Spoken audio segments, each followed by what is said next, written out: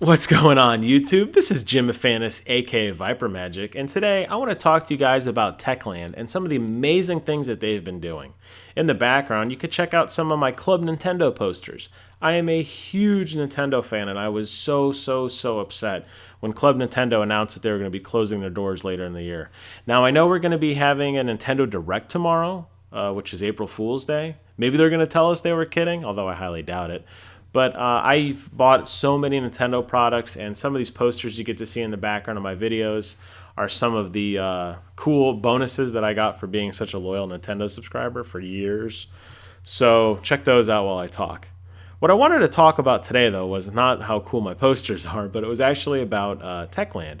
So Techland is the developer behind Dying Light, and I think it's an incredible game. I can't say enough good things about this game, and I feel as if it's kind of a sleeper hit. I don't feel it gets the mainstream attention that it should. And yes, it is just another zombie game, and a lot of people bash it for that. And it is very similar to their previous entries with the Dead Island series, but they do enough in Dying Light that to me makes it original and fun.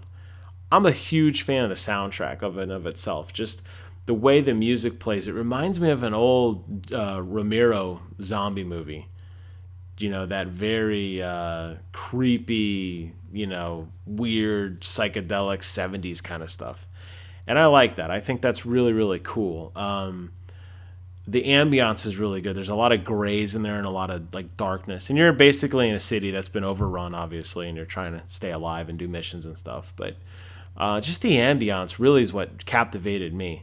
The combat system is pretty standard from what most games have done in terms of first-person combat. There's nothing extravagant there. You do get a bunch of new weapons to play with, which is a lot of fun, and you can not as crazy as a game like Dead Rising, where you could go off and make like a chainsaw with like a boat oar with chainsaws on each side.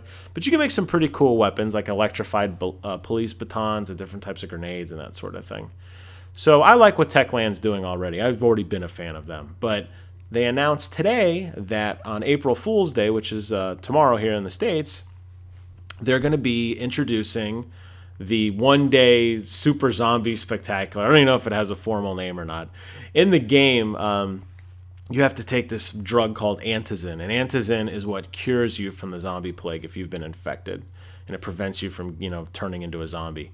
So they're saying that the Antizin has been doped just for one day, and it's going to grant your character superhero abilities. And I think that is really cool.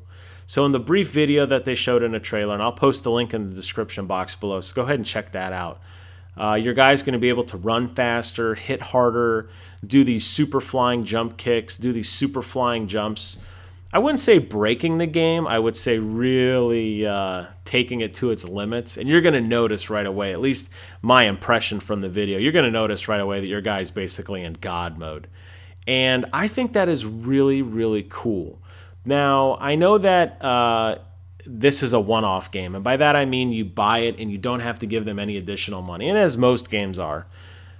I would not expect every event for a game company to do this because they've already got my money. World of Warcraft, which is an MMO I currently play, I do pay a subscription fee every month, so I do expect new stuff. And MMOs, and World of Warcraft in particular, are very good about doing different kinds of events, different holidays, different world events. The world changes. Events are going on constantly. It's a living, thriving universe. As where most console games, you buy it once and then you own it, and it's just a self-contained story and that's it.